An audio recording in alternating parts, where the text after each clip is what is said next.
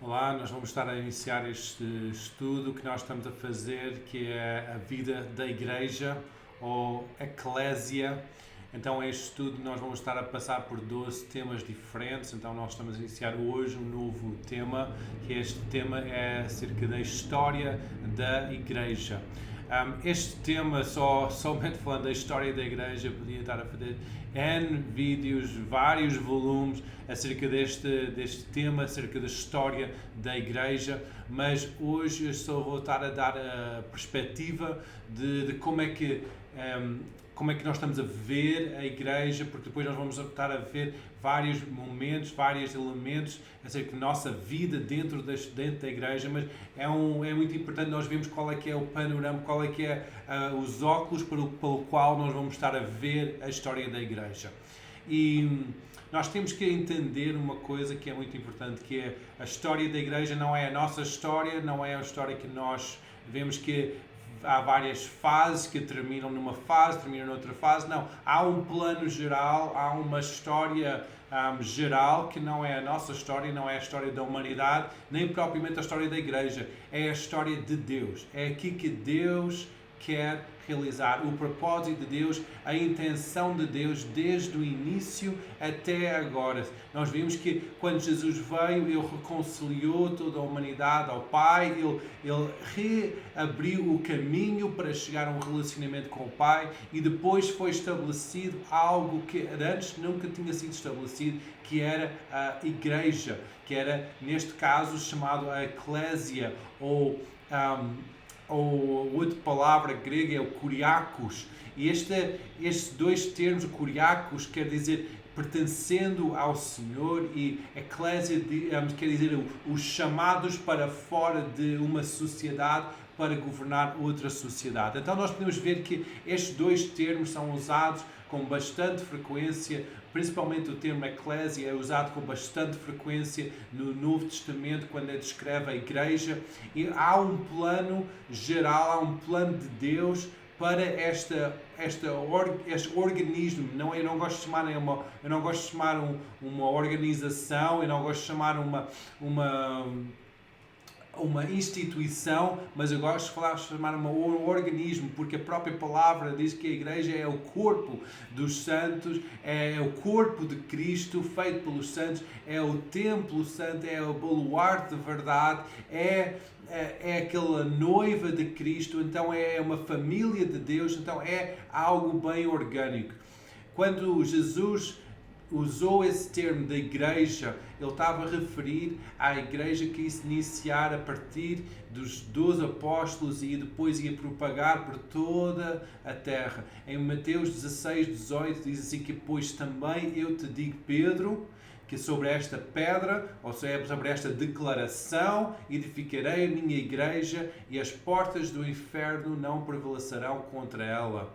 E depois, em Atos 2, 47, diz que louvando a Deus caindo na graça de todo o povo e todos os dias acrescentava o Senhor à igreja aqueles que haviam de salvar. Este termo igreja aqui, dos dois casos, é a eclésia, aquele termo de assembleia de santos, aquele grupo de pessoas chamados pelo Senhor, cheios do Espírito Santo, em que aquele grupo de pessoas acharam graça perante o povo e eram cheios do poder de Deus, e Deus acrescentava ao número de pessoas que iam se salvar todos os dias, e a igreja ia crescendo e crescendo.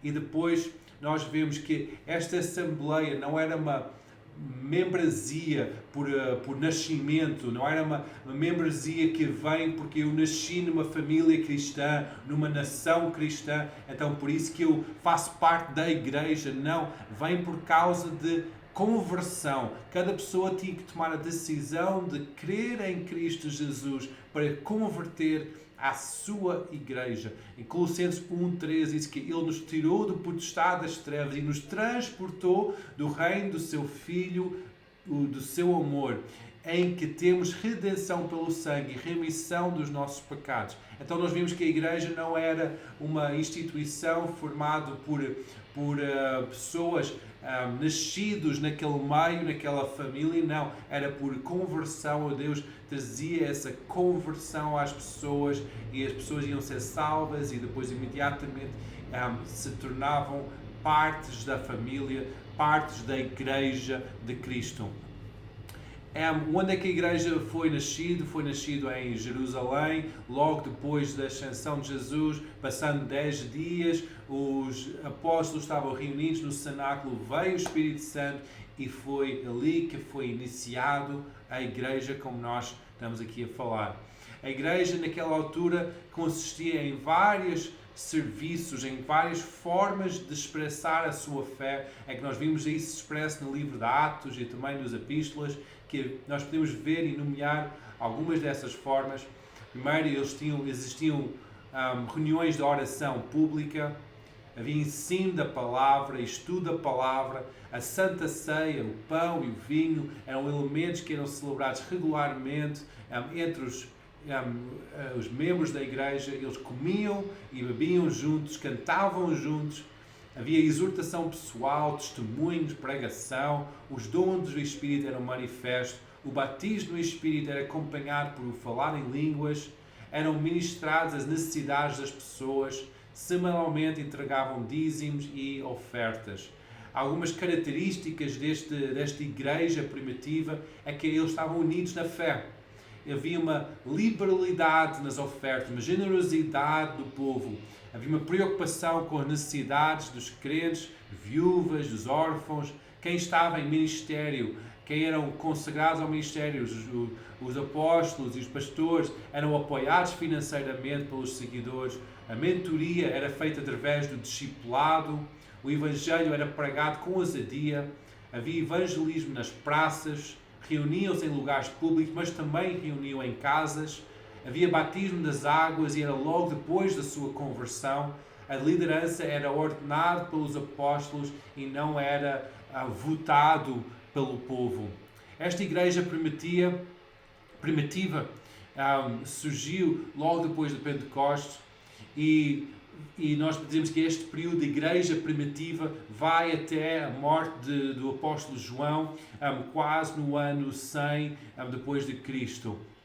Esta é que nós chamamos a era apostólica, a era em que a igreja, as pessoas eram enviadas para fora para evangelizar. O Novo Testamento conta algumas das características desta igreja que eram praticadas ao redor de todo o Império Romano. A igreja reunia frequentemente em lugares públicos, mas também em casas dos crentes.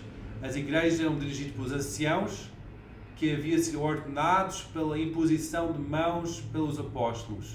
O termo ancião é usado como sinónimos de pastor, bispo, presbítero, eram todos sinónimos referentes muitas vezes ou quase sempre à mesma pessoa.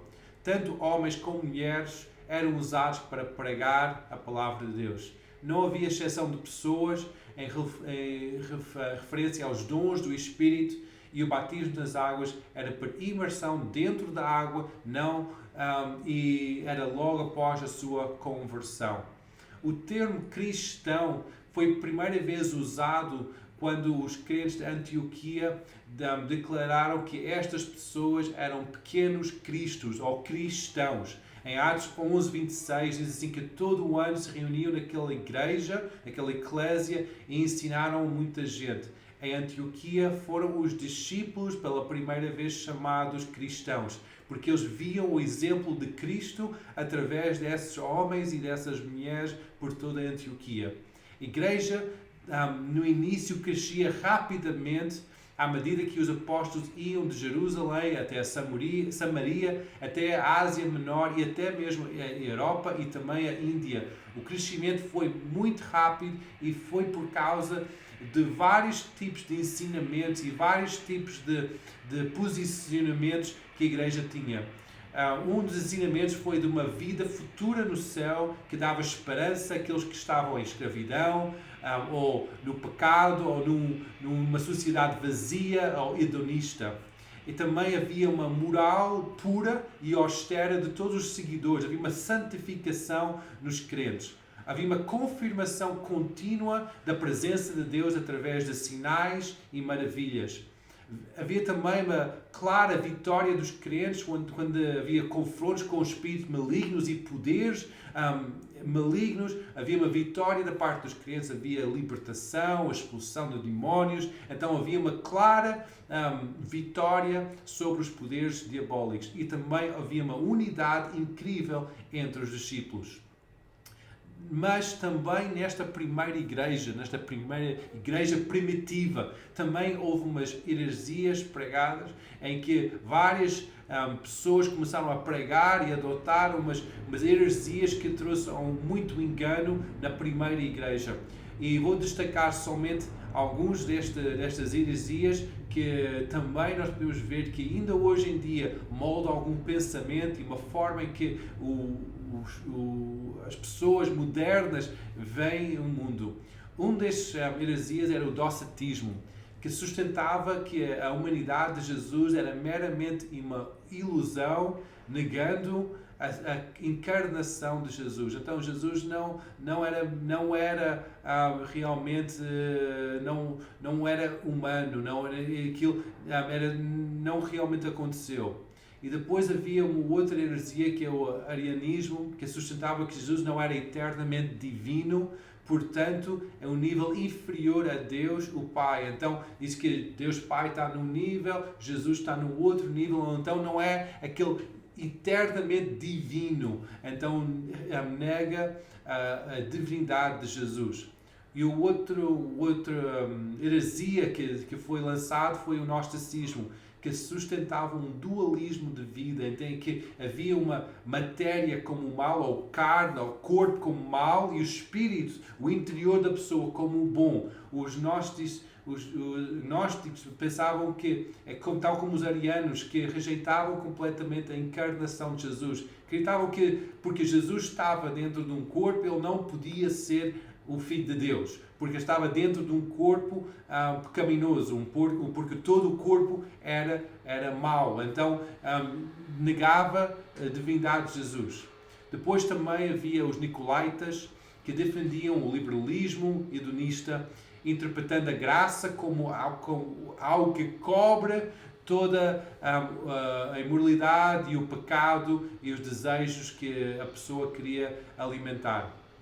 Então esses foram alguns enganos que proliferaram dentro de toda a igreja e trouxe muitos ao engano. Mas depois desta igreja primitiva, nós vemos que no ano 313, o imperador Constantino encerrou oficialmente a perseguição da igreja pelo todo o Império Romano e decretou que, durante todas as autoridades, que podiam e deviam adorar Deus como o Deus dos deuses e que legalizou o cristianismo, favoreceu o cristianismo sobre todas as outras crenças. E a igreja estava a expandir por todo o lado. Todos os templos pagãos do Império Romano começaram a ser convertidos em catedrais, em igrejas, e começou-se a estabelecer o cristianismo como a crença ou como a religião oficial sobre todo o Império Romano. E depois também, em vez de houve uma mudança com os cidadãos do Império Romano, como o Império Romano era um império cristão, então todas as pessoas que nasciam dentro do Império Romano não tinham que passar por uma conversão ao cristianismo, automaticamente eram convertidos ao cristianismo. Sendo assim, depois não era necessário uma conversão por confissão de Jesus, mas depois havia somente um ritual do batismo logo após a nascença, certificando que aquela pessoa, com aquele bebê recém-nascido, era também um crente, fazendo parte da comunidade. E depois nós começamos a ver que o politeísmo pagão, vários deuses, vários deuses, como o Império Romano e o grego, tinham vários deuses, começou a ser menos e menos popular, porque começou a haver uma hierarquia eclesiástica a ser formada no Império Romano, em que não era mais aqueles vários deuses, mas havia um líder religioso que se começou a tornar como o líder religioso firmado em Roma, que era o Papa, e depois houve uma separação em que houve líder religioso também em Constantinopla para os ortodoxos. E nós vimos que ao crescer tanto a igreja, então ser tão uniformizado, nós vimos que em vez de manter o poder de Deus através da conversão e da confissão, manifesto na obra do Espírito Santo nas pessoas, começou a ficar uma instituição oca de poder, em que todos estavam a ser cristianizados, mas não havia o poder da salvação, o poder da convicção do pecado. E começamos a ver que esse baluarte da verdade, esse farol de luz de Deus, começou a perder a sua eficácia, a perder a sua luminosidade, em que nós começamos a ver a igreja escurecer mais e mais na luz de Deus, tornando mais evidente em termos de posicionamento político, posicionamento mesmo estatal, mas tornando menos eficaz, espiritual e menos transformativo em termos de mudança de cultura das pessoas conforme os princípios do reino de Deus. E nós começamos a ver esta queda da igreja. Ao mesmo tempo, toda a sociedade começou a entrar numa era que não é chamada pelos historiadores a era negra ou da escuridão, em que havia uma escuridão, porque, na minha opinião, a luz de Deus não estava a brilhar através da igreja com o poder do Espírito Santo. Naquele mesmo meio, houve várias situações que foram situações estranhas que começaram a ser praticadas na igreja, começaram a deificar pessoas como santos, adorando essas pessoas, deificar pessoas como Maria, adorando a Maria como intermediários perante Jesus e perante Deus. E houve este engano que veio tirando Jesus do centro e focando mais nas pessoas, focando mais em intermediação entre Deus, como os sacerdotes e os padres e o Papa tinha que ser aquela intermediação entre homem e Deus, em que nem o homem normal podia ter acesso à palavra de Deus e às Escrituras Santas. E houve esta separação mais e mais de quem era o leigo e quem era quem era consagrado ao ministério. E o próprio povo depois não tinha mais acesso à leitura da palavra de Deus. Então, sem a palavra de Deus, sem a verdade, o povo começou a aparecer mais e mais e mais. Deus, no seu plano, Ele desejava sempre essa restauração, tal como a humanidade, que Ele deseja a reconciliação da humanidade com o Pai, por isso que enviou Jesus para trazer esta reconciliação. Quando houve este desvio da igreja do plano original de Deus, Deus começou a trazer mais e mais visitação do Santo Espírito sobre a igreja, sobre pessoas pontualmente na igreja, trazendo um novo entendimento, uma revelação, um novo avivar do poder de Deus sobre a igreja. Nos séculos XIV e XVII houve este período da história chamada Renascença, em que houve uma iluminação de tirar as pessoas daquela Idade Média para a Idade Moderna, mas trazendo esta iluminação em que as pessoas tiveram o seu entendimento iluminado. E também houve uma iluminação religiosa em que Martinho Lutero surge, o Aaron Baxter surge, várias pessoas, Calvin surge para trazer um novo entendimento de fé, um novo entendimento de graça, um novo entendimento do poder de Deus, em que começou a reformar completamente a Igreja. Em 1517, Martim Lutero começou essa reforma, trazendo a entendimento que a salvação é pela fé, não é pelas obras, não é pela afinidade por teres nascido num país crente, mas é pela fé em Jesus. João Calvin, depois, em 1538, trouxe uma reforma também na Igreja, ensinando acerca da graça de Deus. E depois veio os anabatistas, que começaram a ensinar a importância do batismo após a conversão, porque Martim Lutero ainda ensinava o batismo infantil, fazendo parte desta comunidade de crentes que batizava as crianças à nascença, mas depois os anabatistas começaram a ensinar no ano 1527 que era necessário ser batizado após a conversão.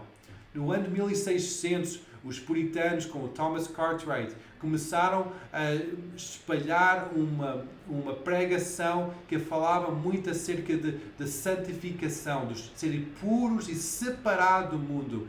E depois, no ano 1730 até 1760, houve um grande despertar pela pregação de Jonathan Edwards, que estabeleceu o nível de retidão moral e de santificação. Os irmãos Wesley ajudaram nesta espalhar e este ensinamento que a conversão é por livre-arbítrio e em oposição daquilo que era ensinado antes, que era a salvação era meramente pela predestinação. Depois destes grandes avivamentos que aconteceram, houve também depois no início do ano 1900, houve um grande despertar na Igreja com a obra do Espírito Santo. O Espírito Santo começou a visitar a Igreja. Tanto a Igreja protestante, a Igreja evangélica, como a Igreja católica, começaram a falar muito acerca da obra do Espírito Santo. O próprio padre, no início do ano 1900, disse que convidou o Espírito Santo para visitar toda a Igreja mundialmente. Depois nós começamos a ver isso acontecer também na Igreja protestante. Nos Estados Unidos, em Topeka, Kansas, no ano 1901, nós vimos que o Charles Parham começou a trazer esse entendimento do batismo do Espírito Santo e do falar em línguas, tal como em Pentecostes. E depois nós vemos também a Azusa Street, logo a seguir, em Los Angeles, com um grande mover da obra do Espírito Santo no meio das pessoas, em que pessoas vieram de todo o lado, eram transformados pelo poder do Espírito Santo, que depois até espalhou até as ilhas de Grã-Bretanha e o país de Gales, espalhou por todo o lado, pela China, por todo o lado, esse entendimento que o Espírito Santo quer avivar cada crente. Nós vimos que Deus começou a restaurar neste último século a sua Igreja nas várias áreas, tal como foi no início da Igreja primitiva. Começou a haver um grande entendimento de cura e imposição de mãos, dos dons do Espírito, aquela renovação carismática que começou a surgir. Também houve um grande entendimento do evangelismo, principalmente com Billy Graham, Reinhard Bonnke e T.L. Osborne. Também houve um grande ensinamento sempre do ensino, do discipulado, também com fé e prosperidade, em generosidade, com confissão da palavra de Deus. O ministério profético começou a surgir com mais e mais força. Oração constante começou a surgir em casas, mas também em igrejas, de uma forma 24 horas, 7 dias por semana, em vários pontos do mundo. Também houve uma pluralidade do ministério, em que não somente era um homem consagrado, mas homens, mulheres, famílias, várias pessoas eram consagradas ao ministério e a multiplicação da liderança. Também um grande entendimento de louvor e adoração, de liberdade e espontaneidade na presença de Deus. Deus está a trazer um realinhamento da sua igreja ao plano original do Criador. Mas para quê? Para que todos conhecem que Jesus é o único Senhor e Salvador, para que o mundo saiba que Jesus é o único Salvador, porque todos vêm a restauração de todas as coisas, que a noiva seja purificada, que seja sem mancha, sem mácula, sem ruga, para que seja apresentado perante o seu noivo. Algumas coisas que ainda vão acontecer, que estão a acontecer neste dia, mas ainda vão acontecer mais e mais antes do final dos tempos. Na sua igreja, é que todas as nações vão ser recebidas na casa do Senhor. O Espírito Santo vai ser derramado por todo o mundo. Vai haver uma restauração do tabernáculo de David, que é o envolvimento de todas as nações em adoração, que não há um bloqueio do lugar santíssimo com o lugar santo. É que todos têm acesso perante o trono de Deus.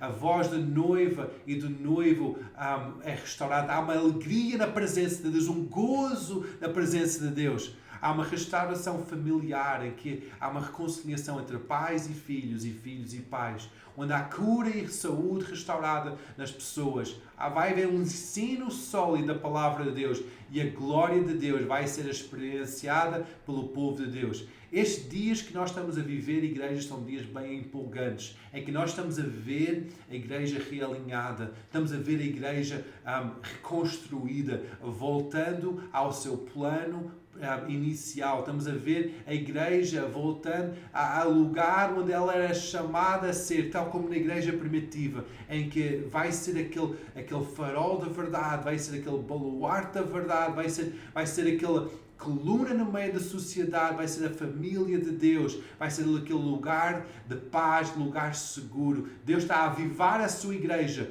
porque a sua igreja precisa de cumprir a sua missão aqui nesta terra. Precisa ser as mãos de Deus, as pernas de Deus, o amor de Deus manifesta aqui nesta terra, porque nós somos a sua igreja, somos o seu corpo, a manifestação de Jesus aqui nesta terra.